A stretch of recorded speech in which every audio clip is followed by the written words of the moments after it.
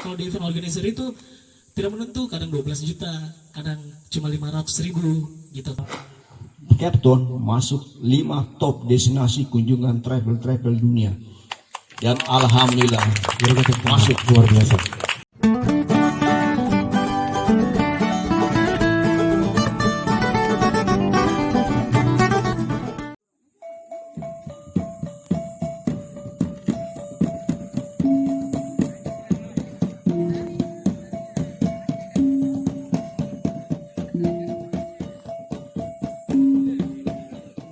Oke, cek 1 2. Oke, bismillahirrahmanirrahim. Assalamualaikum warahmatullahi wabarakatuh.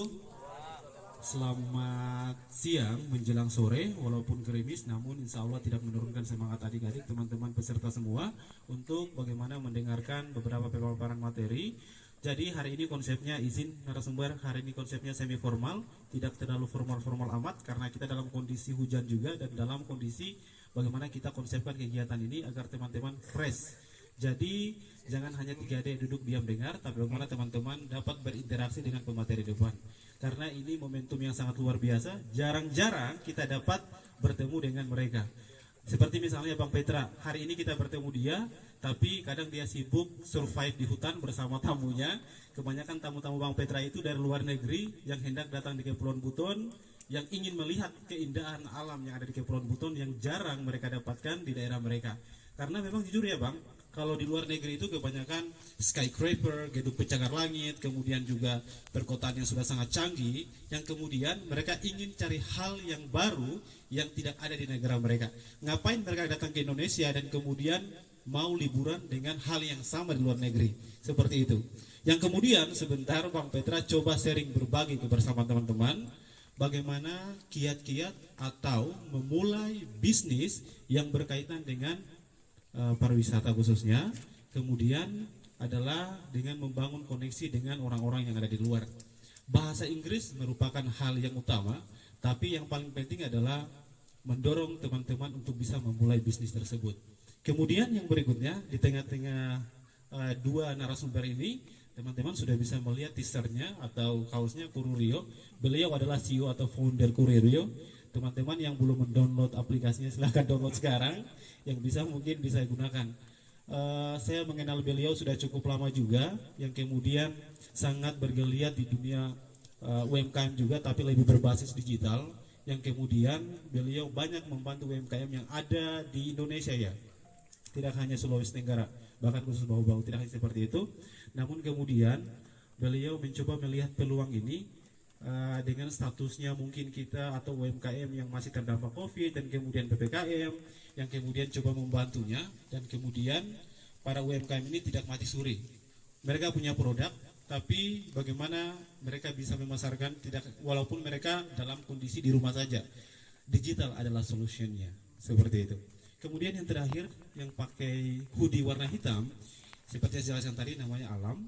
Dia juga merupakan salah satu sahabat saya. Kita sering membuat event-event seperti ini. Dia juga sebagai IO juga, event organizer, dan sekarang beliau adalah sekretaris ya, sekretaris dari Yes Youth Entrepreneur Solution.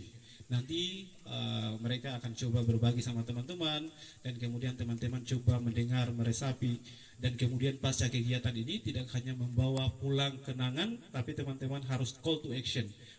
Bagaimana teman-teman memulai bisnis dari inspirator yang ada di depan kita.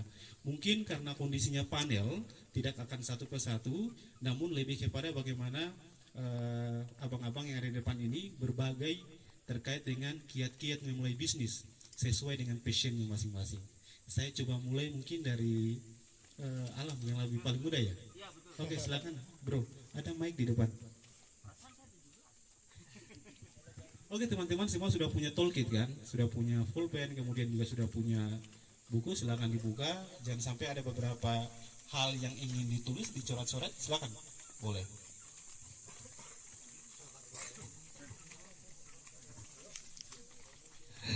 Ya, assalamualaikum warahmatullahi wabarakatuh teman-teman. Ya, perkenalkan nama saya Alam Syah Pradita. Saya lahir tanggal 3 bulan 8 tahun 96. Kemarin sudah baru-baru bulan 8 kemarin 25 tahun. Nah, saya itu dari Yes Bau-Bau. Yes Bau-Bau itu adalah Youth Entrepreneur Solution. Jadi di mana di dalam Yes Bobo ini anggotanya berumur 19 sampai 30 tahun. Nah, jadi pembinanya itu dari umur 19 sampai 30. Jadi anak SMA juga ada. Nah, jadi di dalam Yes ini kita itu dibina untuk menjadi pengusaha muda yang memiliki ilmu dan terus mengembangkan skillnya. Kalau saya pribadi percaya tidak ada pebisnis yang hebat, yang ada pebisnis yang paham. Karena percuma hebat kalau tidak paham. Nah, karena di dalam bisnis itu teman-teman ada namanya algoritma, ada skill-skill juga. Terus ada juga seperti kayak kalau di kita belajar itu kayak bisnis peluang. Jadi kayak itu algoritma dalam bisnis. Nah, untuk Yes sendiri itu beranggota 33 dari 19 tahun sampai 30 tahun. Banyak ada makanan, snack, terus ada juga event organizer saya sendiri, terus ada galon, pulsa. Nah, sebuah yang di dalam situ UMKM. Jadi kalau kayak CV itu tidak masuk, itu sudah tinggi kelasnya. UMKM itu contoh kayak ini, teman-teman jual boba, itu namanya UMKM. Nah, saya sendiri teman-teman memulai usaha bisnis itu dari SMA. Jadi saya dulu memulai bisnis jual pulsa. Tapi karena saya gengsi, saya tidak menjual bisnis, saya tidak menjual pulsa itu di sekolah. Jadi bagaimana caranya saya menghasilkan uang, tapi tidak di tawuran. Nah, pulsanya ini saya jual di sekolah lain. Jadi begitu. Jadi ketika saya SMA sudah tidak jajan lagi, alhamdulillah. SMA pokoknya banyak lah yang dicapai saat SMA. Intinya kalau mau berbisnis sendiri itu temukan dulu passionnya seperti apa. Karena banyak orang yang berbisnis sekarang itu kebanyakan modalnya, salah satunya itu minjam, ambil di bank. Kalau saya anti teman-teman, saya itu lebih berprinsip menukar skill dengan uang. Ini paling jarang orang temukan. Saya jarang sekali menggunakan metode ini. Jadi saya menukar skill dengan uang. Dulu SMA saya mengikuti event organizer. Itu sekarang saya 25, SMA berapa tahun lalu itu. Event organizer. Jadi saya dulu itu ikut A+, terus saya ikut wedding juga saat SMA. Wedding organizer. Nah, ketika saya ikut event organizer, di situ saya mulai belajar bagaimana walaupun satu event itu dibayar 400.000, habis itu mulai naik satu tingkat dan akhirnya bikin event organizer sendiri. Itu alhamdulillahnya. Karena ini kalau dengan Kayunan sering berkolaborasi biasa kalau event. Lumayan banyak sekali event yang pernah saya alami dari SMA sampai sekarang, kayak Urs Toyota, terus Honda, terus PNM, terus HUT Kota Bobo juga, terus rangkaian HUT. Pokoknya luar biasa sekali ya. Dan intinya kalau teman-teman mau memulai sesuatu, teman-teman harus menemukan passion dulu. Itu sih yang paling penting. Karena banyak orang tidak menemukan passion tapi langsung kerja.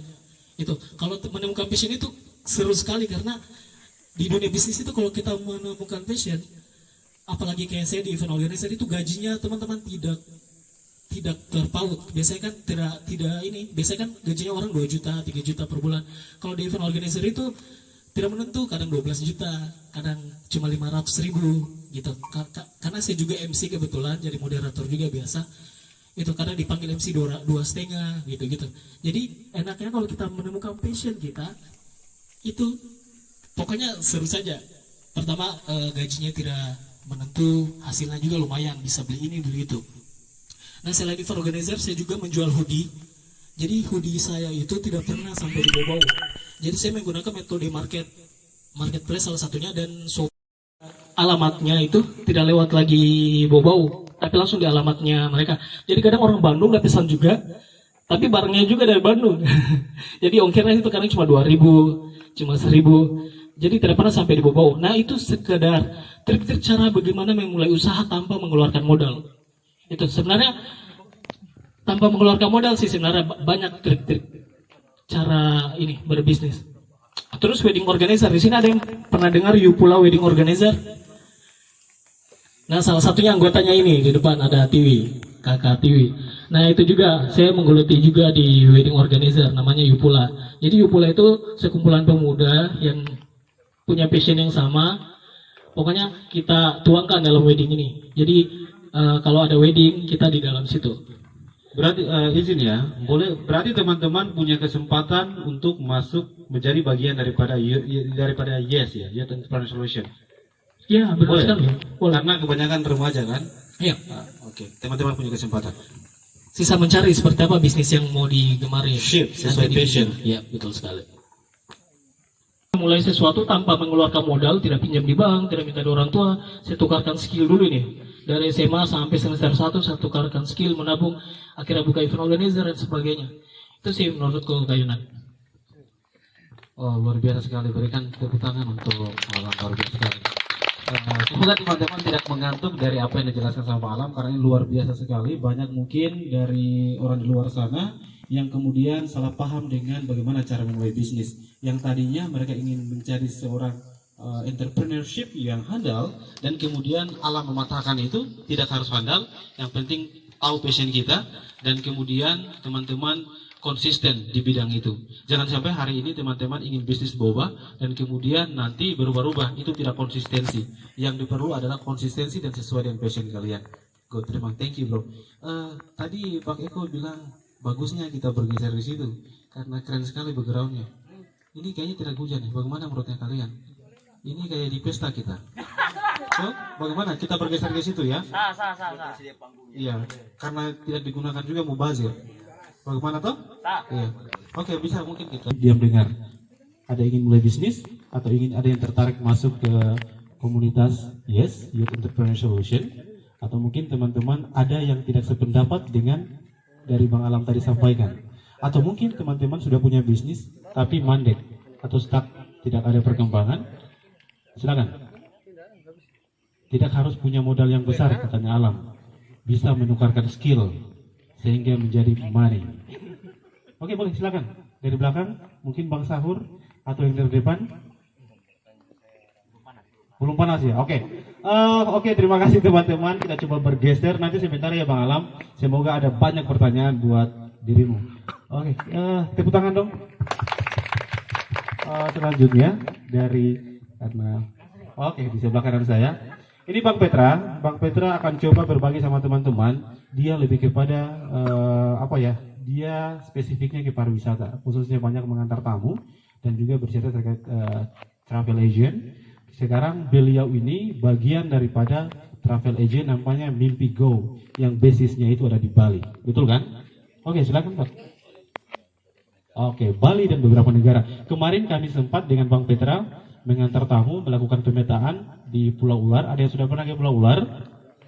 Oke, itu kemarin kita sempat melakukan pemetaan di sana, dan kemudian mungkin nanti Bang Petra akan mempromosikan beberapa objek dari pariwisata yang ada di Kepulauan Buton, sehingga banyak tamu yang akan datang melalui Bang Petra. Ya, silakan, waktu dan tempat Pak. Oke, terima kasih. Assalamualaikum warahmatullahi wabarakatuh. Oke, perkenalkan dulu, nama saya Petra Mamonto. Saya lahir di Bau-Bau, sekolah di SD 2 Bau-Bau, SMP 1 dan SMA, dan saya kuliah di Jogja, jurusan Finance and Banking, Keuangan dan Perbankan, dan saya kerja di bank selama 6 tahun seputar Jawa, mulai dari Semarang, Jogja, Purwokerto. Tetapi saya memberitahu kepada adik-adik yang ingin berkecimpung di bisnis, yang pertama kamu harus punya, kalau misalnya Mr. Alam bilang passion, kalau saya, bagaimana kita mencintai pekerjaan itu. Ya, you have to have the heart. Kamu harus punya hati dulu. Why? Kenapa? Kalau kamu tidak bahagia dengan pekerjaan yang tinggalkan. Go, cari pekerjaan yang buat hatimu nyaman. Itu yang saya lakukan. Jadi saya 6 tahun kerja di bank. Saya tidak buat, memang gaji besar, tetapi saya tidak bahagia. Ya, saya kerja di bank. Dulu itu namanya sebelum bergabung dengan Bank Mandiri, namanya Bank Eksim Ekspor Impor. Itu pegawainya harus bisa berbahasa Inggris karena berkoneksi dengan pengusaha-pengusaha ekspor yang ada di luar negeri. Jadi kita turun lapangan berhubungan dengan itu, dengan jaminan ini bla bla bla. Tetapi saya tidak bahagia karena kepala saya, hati saya itu di hutan. Kepala saya di hutan, di laut, yang tidak ada di Jawa. Semua kotor air lautnya. Nah, lalu saya tinggalkan, pulang ke Bau-Bau. Dan satu yang membuat saya, kenapa saya bersuka dengan pekerjaan ini, karena saya begitu iri orang gembor-gembor Flores, Lombok, kemudian Danau Toba. Saya bilang, loh tidak ada buton ya. Kemudian muncul lagi branding Wakatobi. Itu Wakatobi itu cuma menang, tetapi berapa tamu-tamunya? Masih ada hal-hal yang harus dikoneksikan. Karena Wakatobi butuh bau. Karena setelah saya masuk itu saya mulai jelajah. Jadi awalnya saya tidak pernah berpikir bahwa saya akan bisnis punya travel agency yang berkaitan dengan beberapa negara, karena saya punya paket dibeli beberapa travel agency. Awalnya saya tidak berpikir begitu. Awalnya adalah setelah saya pulang, saya langsung buka sedikit lembaga kursus bahasa Inggris, ya namanya Ubright. Jadi saya mengajar bahasa Inggris pertama. Orang yang pertama mengajar, siapa yang tahu Smart School di bawah itu? Ya toh? Nah, instruktur bahasa Inggris yang pertama mengajar itu saya. Orang yang pertama mengajar di Smart School, ya itu yang pertama.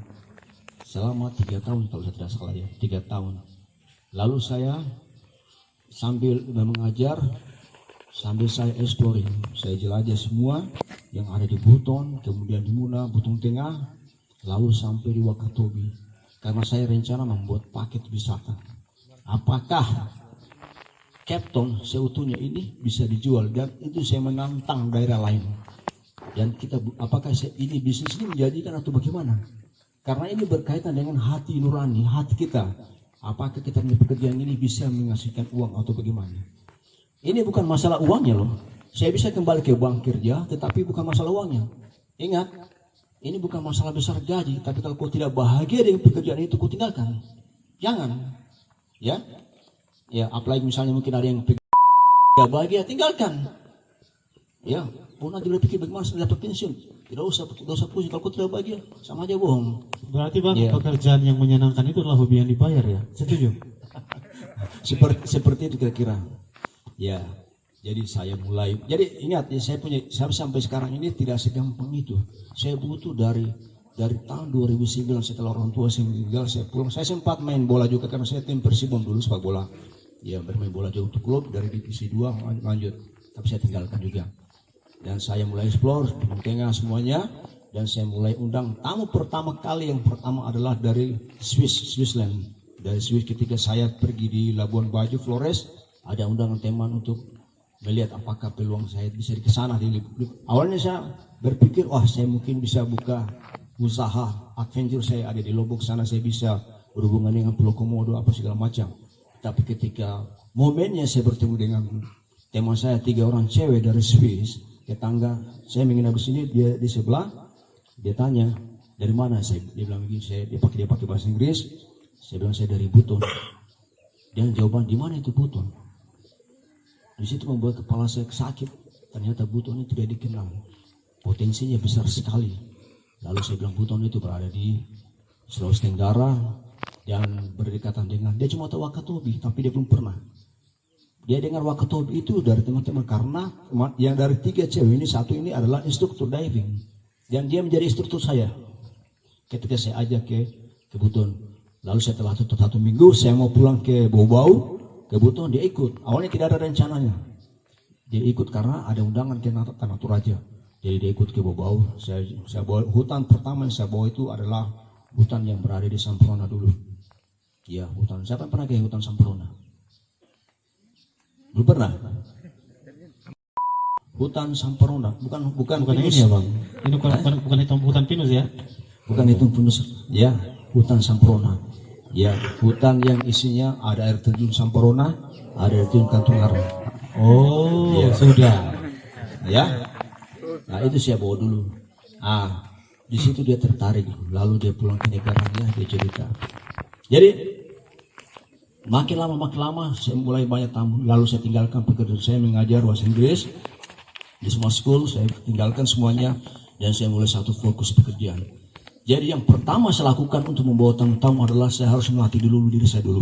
Kualifikasi. Ingat, kalau kalian ingin sekali punya usaha sebagai private adventure, beda dari pemandu ya, beda. Kalau pemandu itu kamu bawa di bikin keraton, kenal begini. Ini private adventure, hampir sama dengan pemandu, tapi dia fokus bagaimana kita mengajak tamu-tamu itu dekat dengan alam, mencintai alam. Apakah dari atas gunung sampai di bawah laut. Jadi saya latih, saya punya kualifikasi, kemampuan saya hiking tidak masalah, karena saya pernah pergi Rinjani ya di Lombok, di gunung ya 11 jam, 9 jam. Kemudian kamu harus bisa diving, free diving, bisa kalau cave diving ya tidak bisa kita paksa sesuai dengan kemampuan. Kemudian trekking, kemudian camping, kemudian kamu harus bisa memasak. Kalau kamu bawa tamu di dalam hutan itu tidak ada restoran, jadi kamu bawa bahan makanan. Nah, disitulah saya menemukan destiny saya, masa depan saya ada di situ. Dan tamu-tamu yang datang itu saya tidak sangka-sangka menjadi pintu promosi dari mulut ke mulut sampai ke beberapa negara bercerita. Dan alhamdulillah kemarin, waktu saya ke bulan Maret, bulan 5 kemarin di Bali, ketika saya diundang ke Bali untuk bertemu beberapa pemilik travel agent, ada yang dari Arab, ada yang dari Norwegia, Polandia, travel video call, mereka bertanya tentang Cape Town, Kepulauan Buton. Saya bercerita tentang adventure yang ada di Cape Town, mulai dari Gunung Kabaena, kalau mereka suka sekali dengan gunung, kemudian masuk hutan, ada di Pulau Buton, kemudian Laguna, Anda tahu Laguna? Ya, itu ada di Pulau Muna, dan Benteng ada di Buton Tengah, dan Wakatobi sebagai diving, sebagai wisata di bawah air. Dan saya berjadian komplit. Tidak lama, langsung diputuskan. Dan dia menggunakan bahasa Prancis, itu artinya saya minta Cape Town masuk 5 top destinasi kunjungan travel dunia. Dan alhamdulillah masuk, luar biasa. Ya, dan saya bilang, wah, setelah disampaikan itu di depan forum, lalu saya dikontak orang yang dari Jerman yang mengadakan pameran industri pariwisata. Dia bilang, Petra, bisakah Cape Town masuk pameran industri pariwisata tahunan di Jerman? Dan saya minta kriteria dengan standar internasionalnya. Setelah saya lihat kriterianya, bisa baca ini begini. Wah, kayaknya Cape Town belum siap. Ingat, potensi ada tapi standarnya belum. Standar keselamatan, standar kenyamanan, dan standar keamanannya itu harus ada terjamin. Kalau kita bicara pariwisata, bisnis pariwisata itu tidak segampang itu. Tidak segampang, oh kita bisa ajak tamu. Tidak, bagaimana standar penginapannya bagaimana? Karena ingat, orang asing di luar itu mencari Indonesia, bukan mencari modern loh. Dia mencari makanan tradisional, bukan kalian tawarkan makanan ayam goreng, Kentucky, apa segala macam. Tidak ada itu. Ya, jadi kita menjual apa yang mereka tidak tahu. Nah, karena pandemi ini saya punya tamu sekitar 200 batal saya punya tamu. Kalau kita bilang berapa, ada yang bertanya, Petra, berapa dapat kira-kira uang dari usaha itu? Sekarang saya begini, kalau saya rekrut karyawan saya, satu hari gajinya 350 kali 20 hari, berapa itu? Itu udah terima 1 bulan. 350.000 per hari dikali 20 hari, karena satu trip 10 hari, dua trip 10 hari jadi 20 kali 350 ditambah dengan THR. Dan travel agency membayar saya 20 juta. Dia beli saya punya paket. Itu baru satu paket loh. Nah, sekarang saya sudah bisa melihat hasilnya. Ingat, bersusah dulu. Artinya jangan kita terlalu bermimpi tertinggi. Mimpi ada, tetapi ada prosesnya. Dan sekarang tamu-tamu saya sudah siap, itu berjumlah lebih 1.000. Saya dikontrak 3 tahun, langsung saya kontrak beberapa penginapan yang ada di Buto, di Bobau, di Murah Barat ada, karena di situ ada Kampung Bajo, lalu di Raha, kemudian 2 desa di Buton Selatan dengan 1 desa di Buton. Nah, saya kontrak penginapan selama 3 tahun. Pembayaran ini mereka senang, tidak disangka-sangka. Bayangkan kalau di restoran mereka bayar 35.000, bayar ayam untuk makan ayam 35.000, itu per orang. Tapi satu di desa saya bayar 75.000 per hari, satu kali makan, dikali dengan 8 orang, karena tamu saya itu ada yang 8 orang, ada yang 14 orang. Dia terima 75.000 per orang. Itu dia tidak bayangkan. Kalau di restoran itu 750 sudah terlalu mahal. Tapi saya berani bayar 75. Bu, siapkan makan malam per orang 75.000. Jadi kita buat seperti kita membuka lapangan kerja, kita mendorong. Jadi sekarang saya bekerja sama dengan pemerintah untuk melakukan pemetaan obyek-obyek wisata, baik yang ada di hutan maupun yang ada di laut. Ya, itulah bisnis. Ya, jadi kalau adik-adik, teman-teman mau berbisnis apa saja, yang pertama itu dimulai dari hati dulu. Ya, saya tidak bisa panjang lebar. Saya cuma bercerita pengalaman saya bahwa kalau kita mau bekerja, kita mau, ini bukan sukses bukan berarti kamu terima banyak uang, enggak. Tapi sukses itu dimulai dari hatimu dulu. Ngapain banyak uang kalau hatimu tidak bahagia, itu saja dulu. Oke, terima kasih. Wassalamualaikum warahmatullahi wabarakatuh. Wow, berikan tangan untuk Bang Petra. Luar biasa Bang, terima kasih banyak. Memang jujur, if you don't have a heart, kalau kalian tidak punya hati, mungkin kalian tidak bisa mencintai pekerjaan kalian. So, you have a heart, kalian harus punya hati. Dan kemudian memang Bang Petra ini dia tipikalnya itu sering antar tamu itu di hutan. Kadang nginap di hutan, kemudian dia mencari hal-hal yang lebih ekstrim. Dia tidak pernah mengantar tamu ke Lipo, dia jarang mengantar tamu ke public area, jarang mengantar tamu di spot wisata yang sudah banyak orang datang ke situ. Bang Petra lebih banyak mengantar tamu di spot-spot yang ekstrim, tapi tetap safety, dan kemudian banyak mengantar tamu yang seperti saya katakan tadi tidak ada di negara mereka. Ngapain mereka ke Indonesia hanya untuk mau cari skyscraper? Ngapain mereka ke Indonesia hanya untuk mau cari ayam Kentucky seperti tadi? Lebih baik mereka makan kasuami dan juga parendo. Seperti itu. Karena jujur, pariwisata itu multiplier efeknya sangat besar. Dia berbasis masyarakat, karena pariwisata itu tidak akan pernah mati kecuali alam ini sudah musnah baru mati. Yang kita jual itu alam seperti Bang Petra tadi sampaikan. Dan kemudian karena begini, ini Bang izin, teman-teman hari ini banyak yang hadir dari mahasiswa pecinta alam. Boleh dong angkat tangan teman-teman dari pecinta alam. Oke, ada satu. Ada lagi ya? Teman-teman AMJ, boleh angkat tangan. Ini luar biasa teman-teman AMJ yang sering explore keindahan alam yang ada di Kepulauan Buton. Yang kemudian teman-teman bagaimana mungkin bisa mengintegrasikan passionnya kalian. Setuju ya? Kalian sudah punya passion, kalian sudah punya apa yang ingin kalian jalani. Alam tadi bilang passion, kemudian Bang Petra bilang kecintaan terhadap apa yang kalian lakoni. Sebenarnya kalian sudah punya, kalian masuk di komunitas, kalian sering jalan-jalan, tapi akhirnya adalah mau ngapain setelah jalan-jalan. Tidak hanya tunggu likers dari sosial media, tidak hanya tunggu komen indah di media sosial, tapi bagaimana itu bisa bersifat komersil. Intinya adalah social entrepreneurship. Sosialnya dapat, tapi kantong tidak kosong. Seperti itu ya. Kemudian tadi Bang Petra coba menjelaskan bahwa kita kadang punya skill ya. Kita punya skill. Tapi lagi-lagi teman-teman, ibu-ibu, bapak-bapak, kakak-kakak yang di sini, walaupun punya skill, tapi ketika seperti Bang Petra, dia sebagai tour guide, kadang tamu itu tidak suka dengan kita antar. Karena begini, tamu nyaman dengan apa yang kita lakukan. Itu lebih kepada hospitality ya, lebih kepada hospitality atau pelayanan kita. Walaupun teman-teman jago bahasa Inggris, teman-teman tahu objek wisata, tapi kalau teman-teman tidak pandai-pandai menarik hati para wisatawan, mereka akan jauh-jauh dan tidak ingin lagi dipandu oleh kalian. Promosi yang paling luar biasa itu adalah dari mulut ke mulut. Walaupun sekarang mungkin sudah banyak sosial media, platform digital, tapi satu kali kita sudah pandu, seperti yang Mbak Petra bilang tadi, dan kemudian dia akan memberitahukan kepada teman-teman yang lain. Efeknya adalah banyak tamu yang akan datang. Seperti itu kuncinya ya? Ya. Oke, berikan tepuk tangan untuk Bang Petra. Ya. Kami tahu sedikit lagi. Oke, silakan Bang.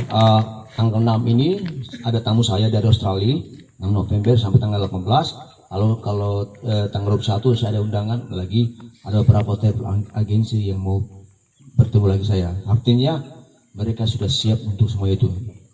Ya, itu tambahan informasi.